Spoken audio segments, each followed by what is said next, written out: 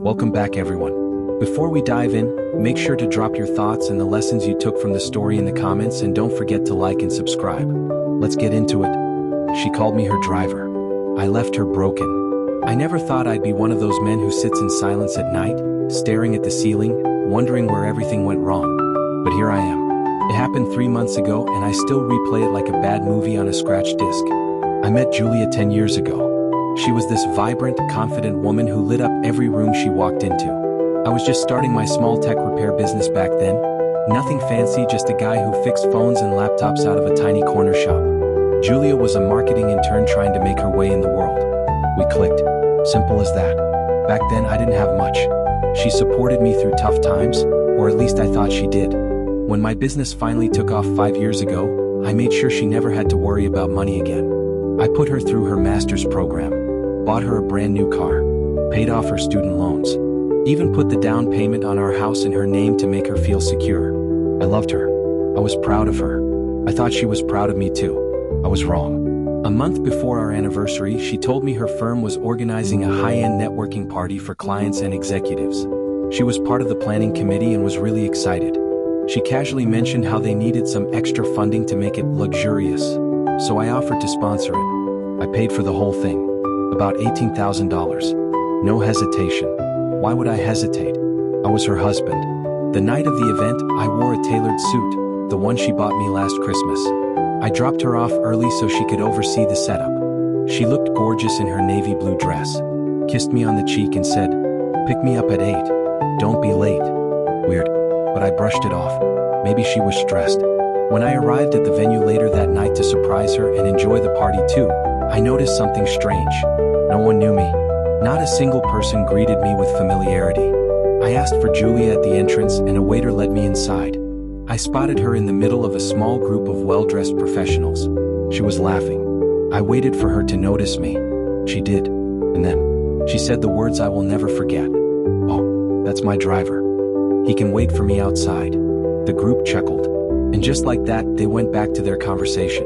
No correction. No acknowledgement. Nothing. I just stood there. My jaw clenched. My hands trembling. I wanted to scream, to walk over and pull her aside and ask what the hell was going on. But I didn't. I turned around, walked out, drove home in silence, left her there. She texted me an hour later. "Where are you? I need a ride." I didn't reply. She Ubered home. When she walked in and saw me sitting at the table, she looked confused. "Why'd you leave like that?" she asked. I looked up and said quietly, "You introduced me as your driver." She rolled her eyes and laughed like it was nothing. "Oh, come on. It was a professional setting. I didn't want to confuse people. It's networking. You wouldn't understand how it works." I didn't respond. She went to bed. I slept on the couch. That night broke something inside me. Over the next few weeks, I started seeing the cracks I'd ignored for years. Julia had changed. She no longer saw me as a partner. I was the man behind the curtain, the wallet, the backup, the silent helper. So I started planning something she wouldn't see coming. In silence, I moved some money, quietly contacted a lawyer. The house was in her name, but I had records of every transaction, every payment, every fund transfer. And we had a prenup. She signed it before I became successful. It stated that in the event of divorce, any asset acquired with my money was to be liquidated or returned, or else repaid in full. I didn't confront her. I just started stepping back. She noticed. "Why are you being so distant lately?" she asked one day. I just smiled and said, "Just thinking about my future." She thought I was depressed, bought me gifts, tried to distract me with weekend trips, but I stayed distant. Then came the day. I served her the divorce papers at brunch. She was stunned. "Are you serious?" I nodded.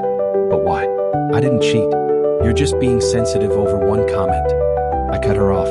"You turned me into a stranger. And I paid for the stage where you disrespected me." The house. I reclaimed it through legal means. She had to sell it and give me back the money I paid for it. Her car? It was leased in my company's name.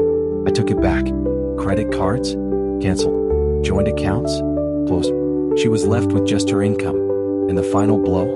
I donated $50,000 to her firm's competitor to sponsor their new marketing campaign. They headhunted her boss. Her department collapsed. She wasn't fired, but demoted. And everyone knew why. Still, I never said a bad word about her publicly. I never argued, never yelled. I simply moved in silence. A month after the divorce finalized, she texted me late at night. "I'm sorry. I didn't realize how much I disrespected you. I miss you." I read it, deleted it. She once introduced me as her driver. Now I drive toward peace, alone but respected, and free. If you enjoyed this story, please like, comment, and share this video with your friends. Subscribe and turn on the notification bell so you never miss a powerful story drop.